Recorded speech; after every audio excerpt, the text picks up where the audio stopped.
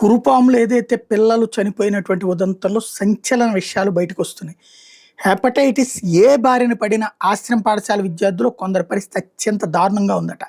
వ్యాధి సోకిన వాళ్ళు వెంటనే కోలుకునే స్థితిలోనే లేరట.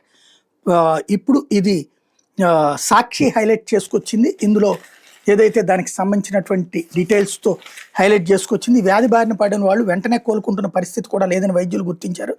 అందువల్ల మూకమ్మగా వైద్య పరీక్షలు చేయడంతో పాటు హెల్త్ ఎమర్జెన్సీ తరహాలో చర్యలు తీసుకోవాలని వైద్యులు సూచిస్తున్నారు. అంతేకాకుండా ఒక విద్యార్థికి అక్యూట్ లివర్ ఫెయిల్యూర్ స్టేజ్ 1గా కూడా వైద్యులు గుర్తించారు. అయితే ఈ విషయాన్ని అధికారికంగా ప్రకటించడం లేదని ఆరోపణలు ఉన్నాయి.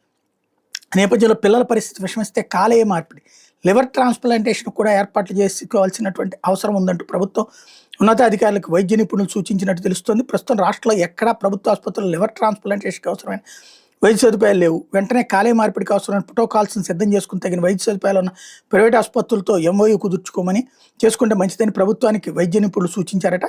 అయితే ప్రభుత్వం మాత్రం నిమ్మక నీరెత్తినట్టు వ్యవహరిస్తోంది అన్నటువంటి దాన్ని ఇక్కడ హైలైట్ చేసుకొచ్చారు. వాస్తవంగా పార్వతీపురం మన్యం జిల్లాలోని కురుపాం ఆశ్రమ పాఠశాల నెల కిందటే ఒక విద్యార్థికి హెపటైటిస్ ఏ సోకిందని వైద్యులు గుర్తించారు. వెంటనే రాష్ట్ర ప్రభుత్వానికి జిల్లా వైద్యాధికారితో పాటు జిల్లా యంత్రాంగం మొత్తానికి సమాచారం ఇచ్చారు.